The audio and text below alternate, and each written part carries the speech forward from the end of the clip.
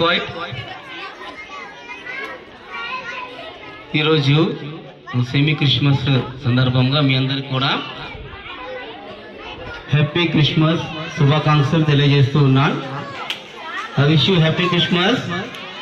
మీరేం చెప్పాలి? Merry Christmas అని చెప్పాలి. I wish you happy Christmas. Thank you. So why, ఎందుకు క్రిస్మస్ని సెలబ్రేట్ చేస్తున్నాం? So what is the Christmas? Christmas యొక్క విశేషత ఓకేనా? క్రిస్మస్ అంటే క్రీస్తు యొక్క ఆరాధన. Sir worship the Lord Jesus Christ. అందరూ కూడా కాసేపు సైలెంట్గా ఉండండి, ఎవరు మాట్లాడకూడదు. We are going to celebrate this Christmas.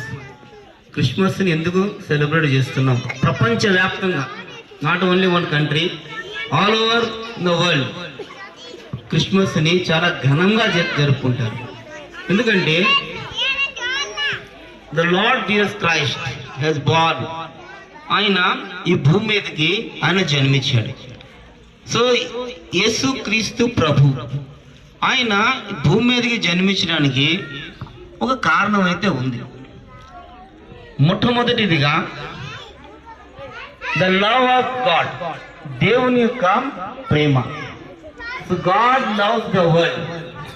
దేవుడు లోకమును ఎంతో ప్రేమించాడు.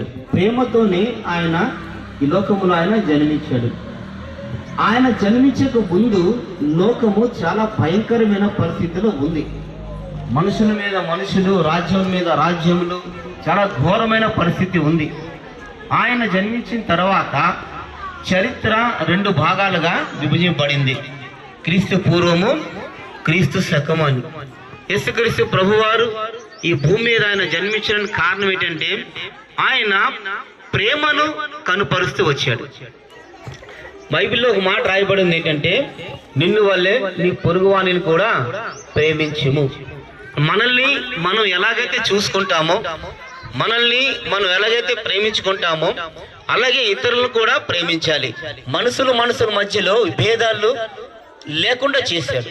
మనుషుల మధ్యలోని మత కులాలు కానీ జాతి మతాలు కానీ భేదాలు లేకుండా జీసస్ క్రైస్ట్ అన్నమాట సమానమైన ప్రేమ అందరూ కలిగి ఉండాలని ఆయన చెప్తూ వచ్చాడు.